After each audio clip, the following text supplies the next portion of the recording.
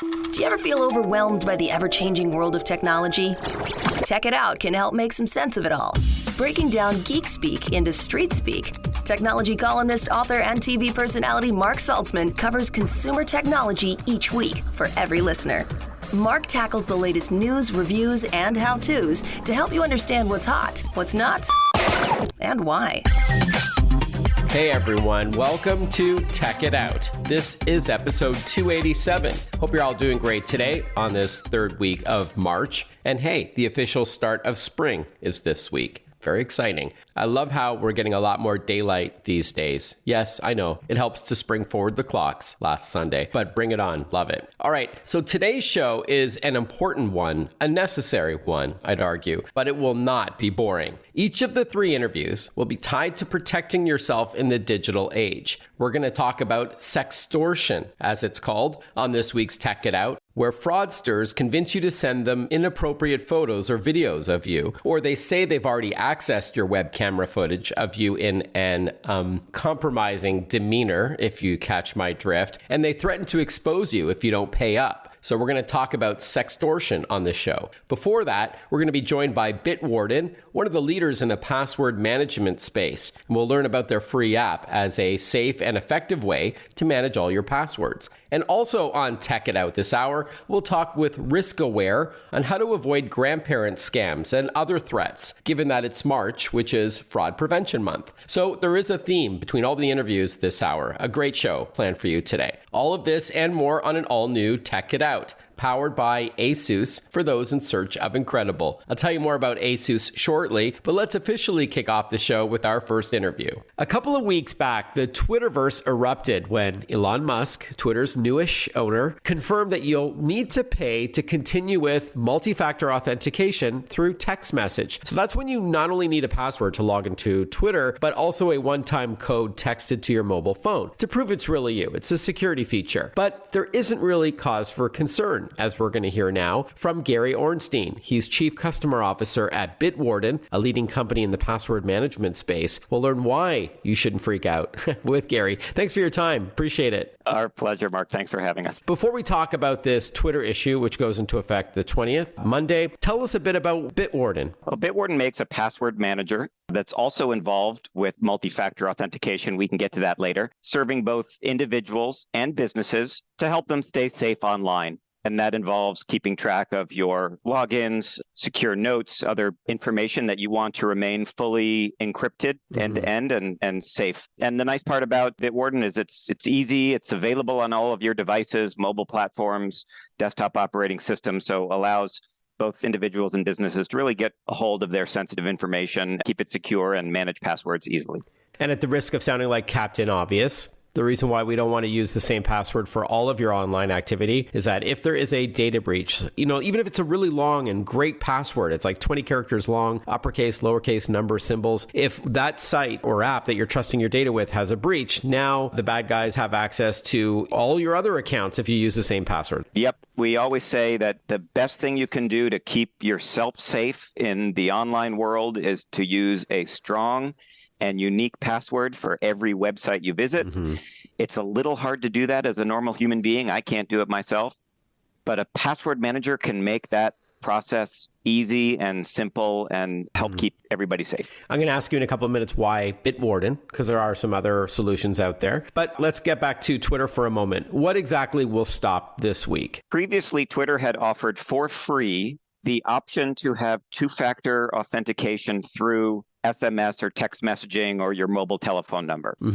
And they're going to start charging for that. You're going to need to have Twitter Blue, which I believe is around $115 a year, to keep that two-factor authentication. They are offering other forms of authentication for free, which are using an authentication app. We can get into more details on that, or using security keys. But Twitter had published a report recently about two-factor authentication. The take-up isn't great. I think a lot of people do rely on that SMS text message element. And so the fear among security experts is that this may lead to, less security for folks who don't want to pay to keep their SMS and may not take the time to set up an alternate method.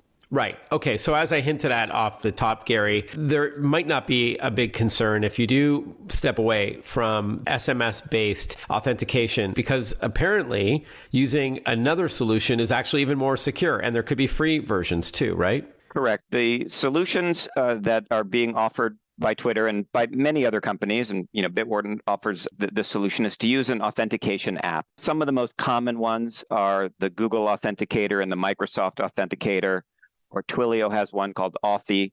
Some people like open source authenticators such as Ravo in the iOS world or Aegis in the Android world. Bitwarden also has the ability to integrate authentication into the product itself. And in a nutshell, what an authentication app does is sort of like that confirmation text message. It sets up a time-based code when you initially configure it, so that when you sign into a website, it will say, hey, what's your authentication code? And because you kind of synchronized your login and your authenticator when you signed up, the device that has the authentication app gives you a 6-digit code, and you put that code in and you're authenticated. And those apps are available for people without additional cost. So in other words, multi-factor authentication combines something you know, which is your password, with something you have, which is your phone. So you get that 6-digit code. Not only do I need my password to log in to book a flight or check something, but I need that one-time code as well sent to my mobile phone. But having it sent via SMS or text message isn't necessarily the best way to go. An authenticator app, like what Bitwarden offers, could be as secure, if not even more secure. So people, in other words, who are listening right now, who are freaking out about Twitter charging money for the SMS solution going forward, they need not be. They can just use an authenticator app instead. Yeah, so a couple of choices. Why is there concern about the SMS authentication is because people may be familiar with the term SIM jacking, where people can hijack your phone number. That unfortunately does happen. That is not a weakness with authentication apps. So if you want to grab just a free authentication app, you can do that, as I mentioned, some of the ones earlier. Yep. There's also an option with password managers to integrate your authentication into the password manager. Now, this is a paid feature with Bitwarden. It's in our initial paid plan, it's just $10 a year. And what that allows you to do is to bundle the authentication mechanism inside your password manager to help you have a streamlined experience. We're chatting with Gary Ornstein, Chief Customer Officer at Bitwarden. We are talking about Twitter changing how you can authenticate yourself beyond just a password, whether it's a text message that you'll have to pay for, or better yet, an authenticator app, which Bitwarden offers as well. Just circling back about the password management app solution as a whole, the idea is that you need to know one master password to log in, or can you use your fingertip or your face to log in, and then that's where it stores all your other passwords? That's how Bitwarden works, and that's how most password managers work. You want to pick a very strong and unique main password for your password manager that you haven't used before. You want to set up two-factor authentication for your password manager. And then you've got a really secure foundation to put all the other credentials in. And as you mentioned, the reason that we want to do this is the absolute best way for everybody to protect themselves is to have a strong and unique password for every website they visit. Mm-hmm. It's nearly impossible to do as a normal human being, but it's easy to do with a password manager. One thing I like to say is if you ask somebody if they like passwords, nobody will say yes. But if you ask somebody if they like their password manager, everybody will say yes. I really do recommend folks, dip a toe in the water. Bitwarden does have a fully featured free version forever if you want to just get started and, see how it goes.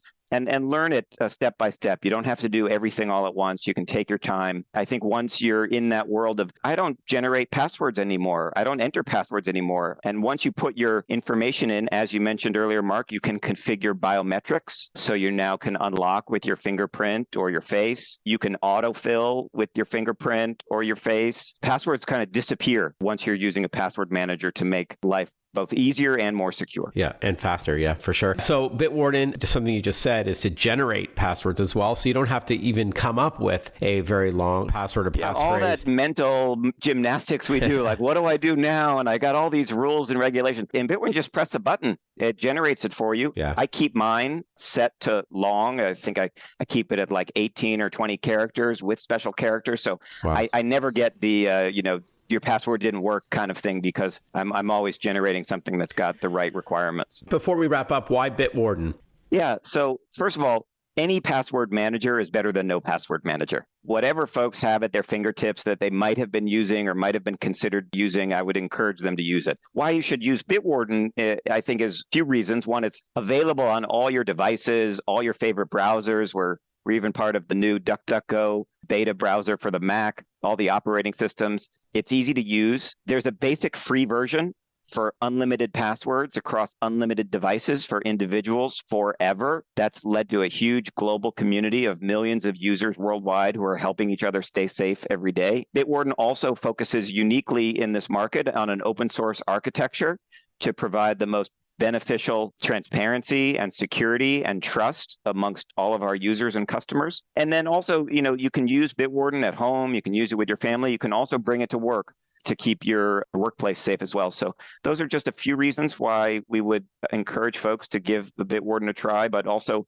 if there's a password manager that you like and you're using, please keep using it. And then finally, best place to get going? Wherever you spend your time is a good place to start. So whether that's at bitwarden.com or in the Apple or the Google Play Store, it's completely up to user preference, but we would welcome everybody to help them stay safe and secure online. Thank you so much, Gary. Great to chat with you. And I know you'll be busy during Fraud Prevention Month, which is March. So thanks again for carving out some time to talk. Thanks for having us, Mark. We're going to talk sextortion when we return on Tech It Out. You're not going to want to miss this. We'll be right back.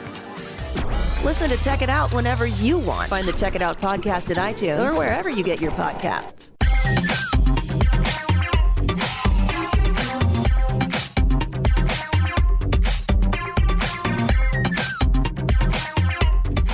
Welcome back to Tech It Out. This show is powered by ASUS for those in search of incredible. ASUS creates technology for today and tomorrow's smart life, and that includes its line of award-winning laptops and desktops, accessories like monitors, mice, and keyboards. There's mobile tech like smartphones and tablets, smartwatches, and much more. For those in search of incredible, visit asus.com/US/radio for more info. That's asus.com/US/radio.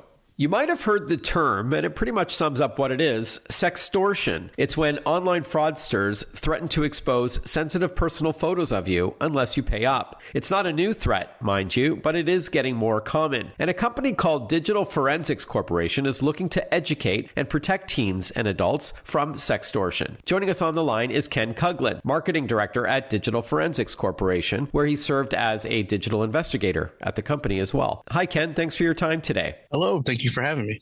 Hey, before we talk about how big of a problem sextortion is, let's first define it. Yeah, so the dictionary definition is the practice of extorting money or sexual favors from someone by threatening to reveal evidence of their sexual activity, which is primarily true, however, does typically occur online. So these threats are usually veiled in nature, and the evidence of their sexual activity is usually digital. Okay. Could you give us an example of what a victim may experience and how these cyber criminals operate? I mean, would you get messaged out of the blue, or is this someone that you know? Like a bitter ex-boyfriend or something? It's a great question. It can actually go both ways, but predominantly what we're seeing more of is anonymous parties sending out mass friend requests across different social media platforms like Facebook or Instagram. And people will then respond to those requests, and then they'll strike up a conversation.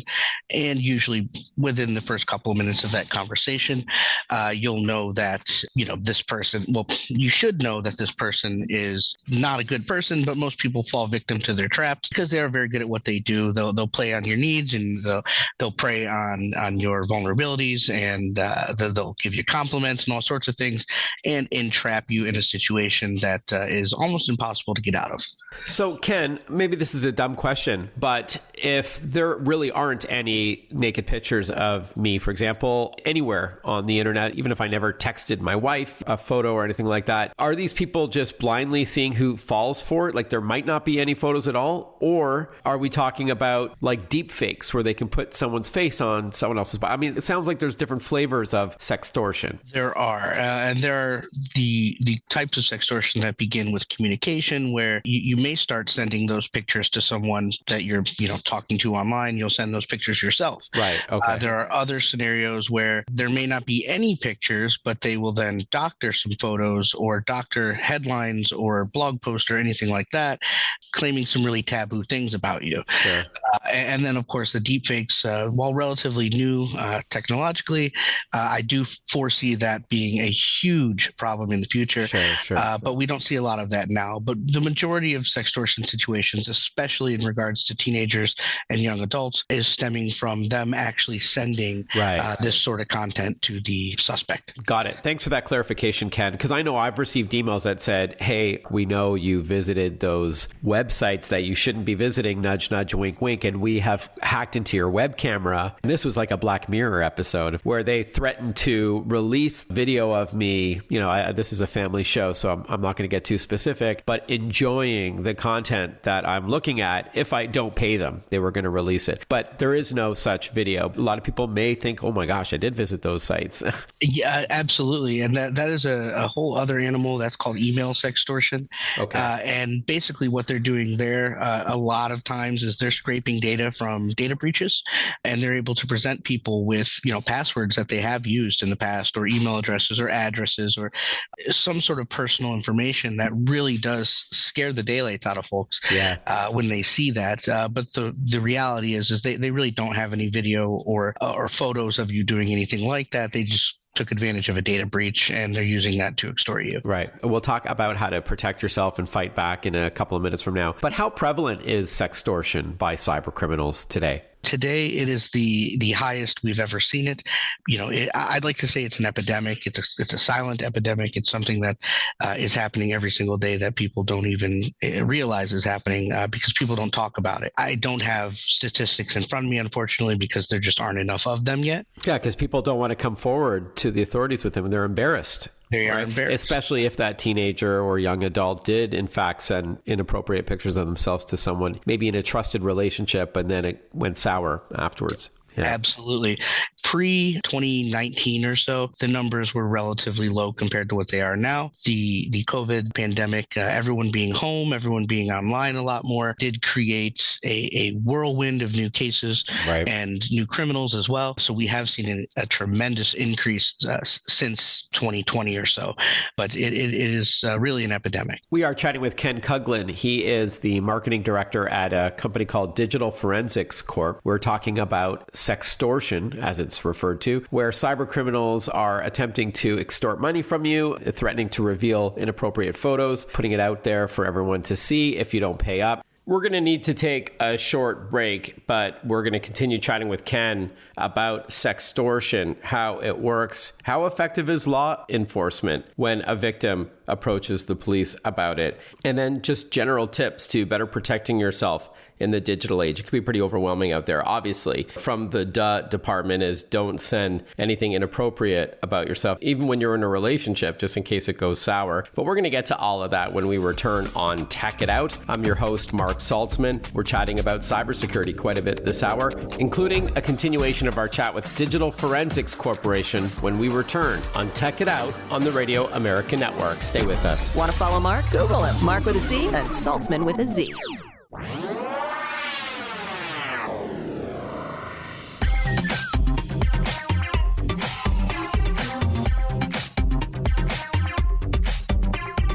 Breaking down geek speak into street speak. This is Tech It Out. Tech It Out with technology columnist, author, and TV personality Mark Saltzman.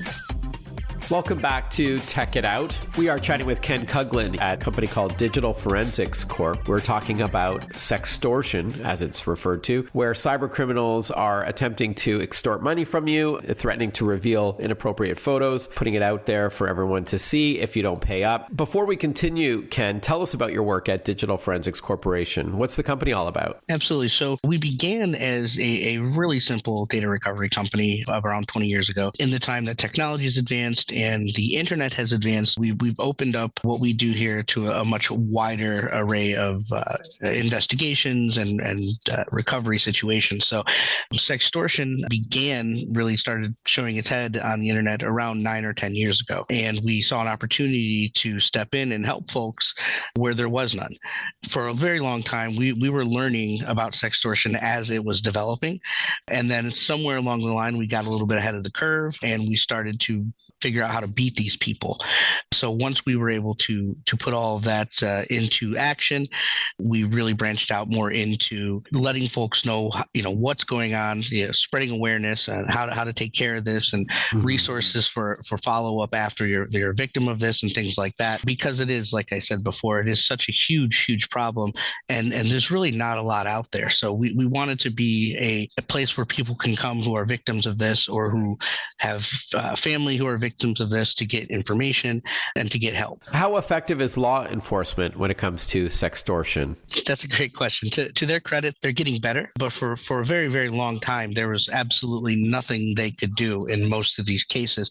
Most of the time, these criminals are overseas in places like Africa and the Philippines. And so your local police, they can't really do much of anything. Most local police departments don't have any sort of cybercrimes division or detectives who specialize in cybercrimes. And so it was just kind of a situation where they'd take a report, tell you to, delete your account or stay off the internet for a little while. But unfortunately, it's a lot deeper than that for most people. Yeah. So, and that's another way that we were able to step in and say, look, we can help you with this. And we can do what the police can't. We have partners all over the world that we're able to bring a lot of these criminals to justice by getting the information that we're able to get. So without further ado, let's chat about how we can fight back. What advice could you impart on our listeners? I guess the obvious one is don't ever send naked photos or videos of yourself to someone. Yeah, but what if it's too late for that? Absolutely. Yeah. Rule number one, you nailed it. Never send that sort of content. But if you're in a situation where it is too late for that. Or there is no inappropriate photos of you at all, but you're still being extorted because you're not sure, or they said they've got a video of you looking at a website or something. Right. What you'd want to do is, even though we just said this, it is good to file a report with the local police to let them know that you are a victim of a crime, because sometimes these things can spiral into much worse situations for you. So you always want to have it on record that you are a victim.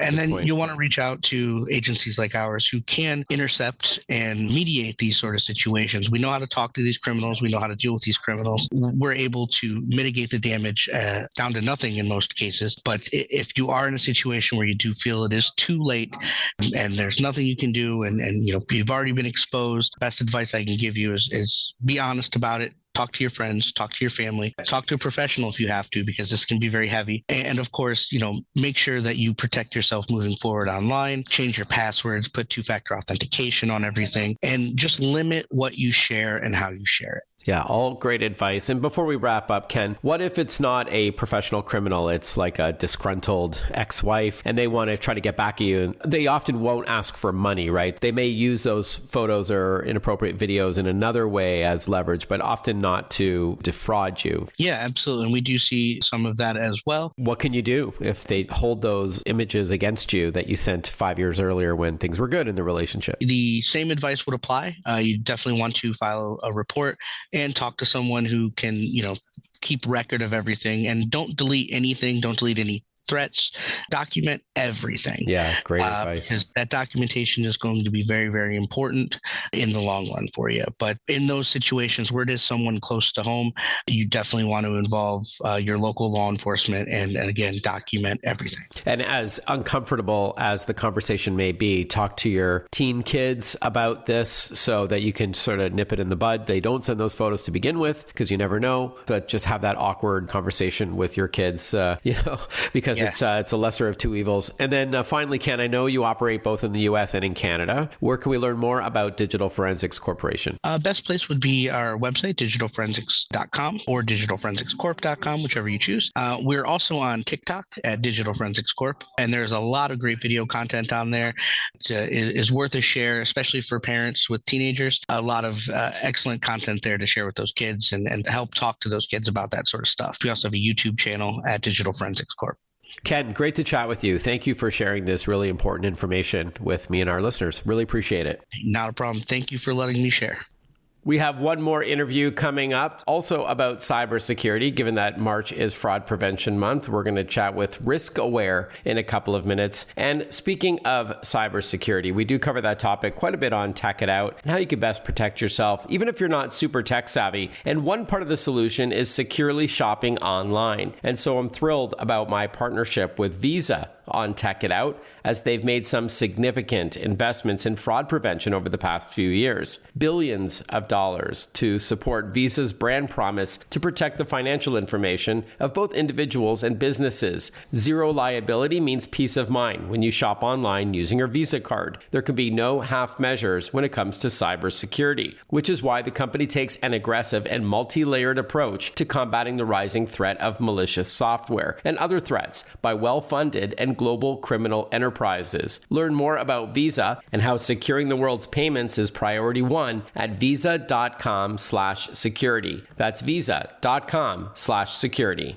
Hey, if you're on social media, drop by and say hi. I'll spell my name in a moment, but I'm on Twitter, Instagram, Facebook, LinkedIn, YouTube, and TikTok. I write a tech tip of the day. I post videos of how to get more out of your tech, how to save money. I link to all the articles that I write, including my columns with USA Today, Costco Connection, and AARP. I link to radio and podcast interviews like the ones you're hearing this hour. There are giveaways, news you can use, and a lot more. We have a lot of fun, lots of jokes and memes and things like that. So it's Mark Saltzman, MarcSaltzman. Mark with the C, Saltzman with the Z, and you can find me on your favorite social media platform, be it Twitter, Instagram, Facebook, LinkedIn, YouTube, or TikTok. When we return on Tech It Out, as promised, we're going to chat with RiskAware about March being Fraud Prevention Month, how to look out for grandparent scams, phishing attacks, romance scams, and a lot more. We'll be right back. Stay with us. More Tech It Out coming right up after this. Breaking down geek speak into street speak. Tech It Out, hosted by Mark Saltzman.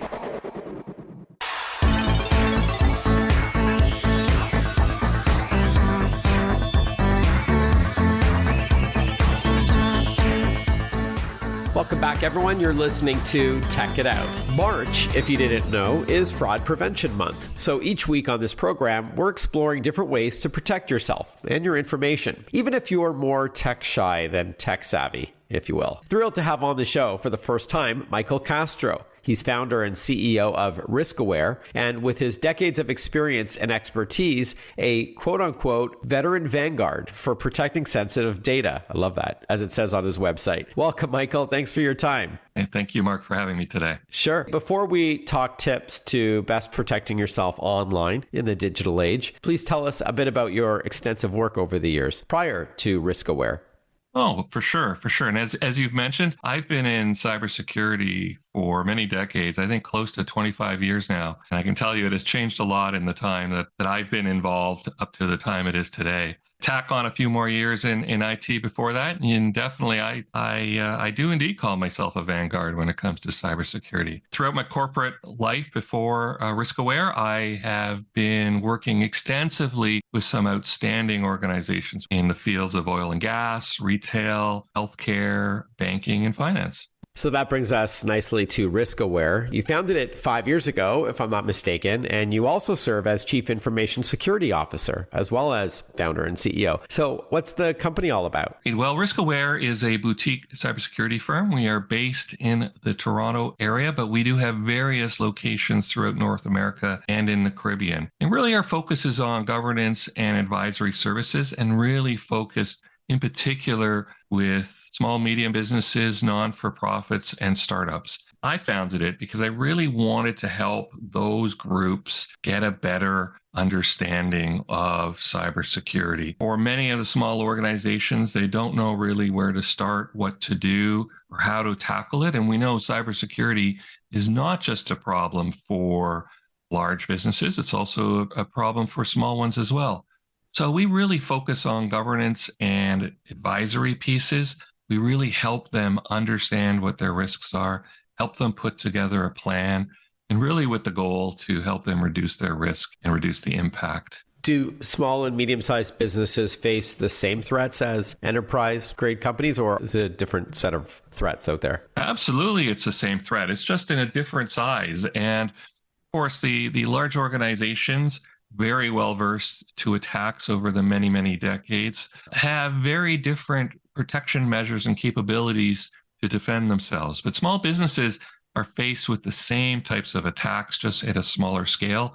But even at a smaller scale, those can be quite large and impactful for even the smallest of businesses. And they don't often have the resources to fight it. So they need to enlist the help of a RiskAware, right, to identify the threats and to patch them up. Absolutely. Absolutely. So look, I know you focus mostly on corporate security, as you mentioned, but I would love our listeners to benefit from your insight and experience on ways that we as regular folks can remain protected today. What would you say are the biggest threats this year? Yeah, I think there's so many cyber threats, Mark, and we are all consumers, you and I alike. And really we've learned, and I've learned, that we all need to be careful with what we do and ultimately with who we trust and what we trust out there. I think there are really three main areas in 2023 that continue to wreak havoc on all of us, including consumers. One of them has to be phishing and ransomware, the act of emails coming in to try to impersonate and trick us into giving up our information. For the average business, ransoms now are quite large in the many, many thousands of dollars. But those threats and those ransoms can still happen to consumers and can still be very impactful. I think, attacking consumers at a quantity level for threat actors probably just as lucrative, even sometimes more than just finding one business victim. There's a reason why they're still doing them, because it works. Very, very lucrative. Yeah, we'll get to tips, of course, to fighting back in a moment. And a phishing scam could also be a smishing scam, which is a text message or SMS-based message. It could even be an old-fashioned phone call, right? Someone pretending to be somebody who they're not. Absolutely. And there's so many ways, and that's a great lead into my next point, which is really that whole concept of how social engineering and all these various types of efforts that are taken even on our consumers. So where we see email being so prevalent, there are so many other ways for it to happen. We're being tricked every day by phone calls, by voicemail, SMS messages, as you mentioned it, and even through direct messaging within social media. The second one of my three is really on all those different aspects of social media and really being mindful of these constant bombardments that we all see every day coming into our inbox or coming through our phone ringing. I recently had someone from Visa, the anti-fraud division, talking with us about grandparent scams. Would that fall into this, those private messages on social media, phone calls, that kind of thing? Yeah, those love scams. Romance scams, yeah. Oh, they're all out there and all about tricking. And unfortunately, there's no fear of threat actors really going out and attacking us, and really where it hurts, which is our soft spots and those vulnerable places that we have. And trust me, those stories I hear about the grandparent scams really, really make me sad that there's so many victims affected by that. And unfortunately, software doesn't often help, right? Because you get a message, it makes it look like, it's someone you know, or you get a phone call and they are exploiting these relationships that people have with their kids or grandkids, or just duping people who are too naive or maybe not tech savvy. It's not just sad, to use your words, but to me, it boils my blood that someone will purposely deceive an elderly person out of their life savings in some instances. We'll be back with more RiskAware. Hang tight. We'll be back in a moment. Follow Mark Saltzman on Facebook, on Twitter, on Instagram. Listen to Check It Out whenever you want.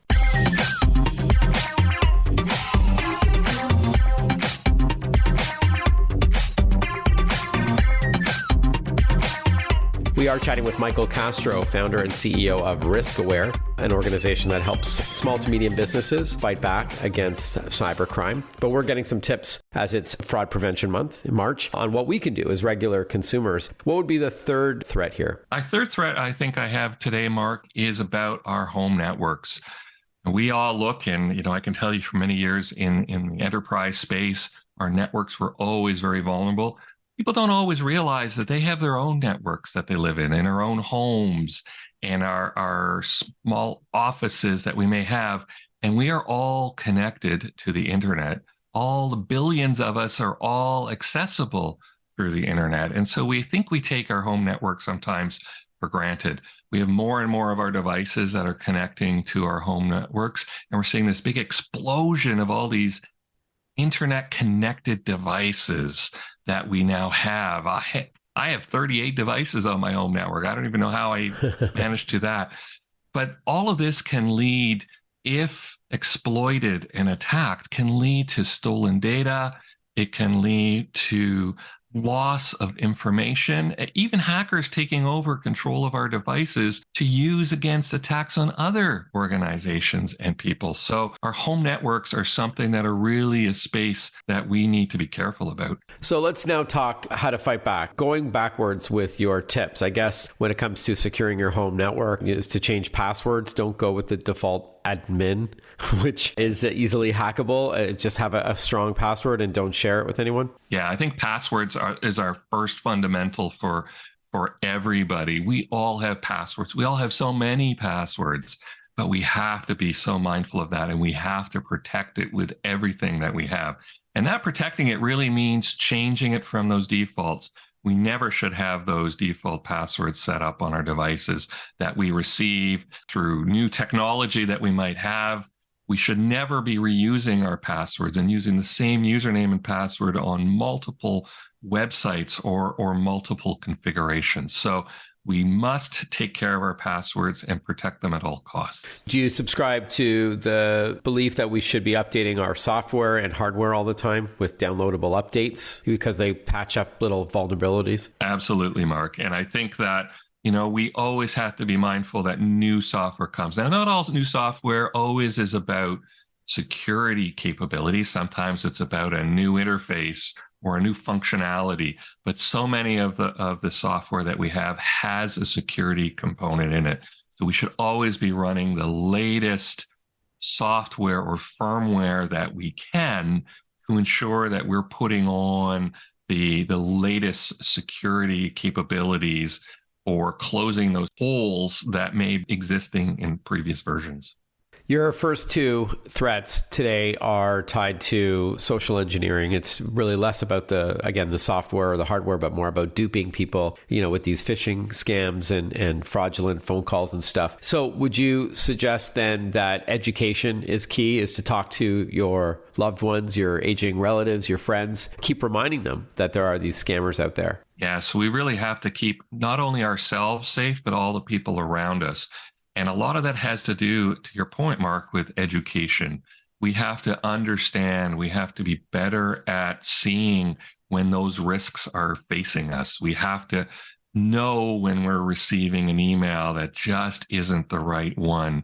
And we have to educate what we know and share that, especially with those that may not be as tech savvy with us or may not be as capable as we can be in terms of capturing that. Yeah. So how we open emails, how we respond to phone calls or texts can really make a difference. Always be careful. And I say that with Alec Baldwin from Glengarry Glen Ross in the back of my head. Always be careful. Yeah. Instead of always be closing, always be careful. You got that, right? Yeah, of course. Great film. ABC, right. We'll see if our listeners can win a set of steak knives. Sorry, I didn't know how to put in that funny part. So yeah, always be careful. And I think we always have to realize, and we've heard this so many times in our life, if it's too good to be true, it probably is. Let's not be handing over our personal information because we believe we've won a trip to a far warm place. Let's not be duped into believing that we're due for a big rebate. And really, people need to understand or never think that something cannot happen to you because we're all vulnerable all the time. This is all great advice. Is there somewhere you could recommend, Michael, for our listeners to visit to read more about RiskAware? You can catch us at riskaware.io. We're also on LinkedIn and Twitter, and always information is at the ready. Great to chat with you, Michael. Thank you so much for your time. Thank you, Mark. And hey, thank you for tuning into Tech It Out this hour. Tech It Out is powered by ASUS for those in search of incredible. Head over to asus.com/US tech.it/radio for more info. Drop by and say hi on social media this week, and I look forward to catching up with you next weekend for another episode of Tech It Out. Bye-bye for now.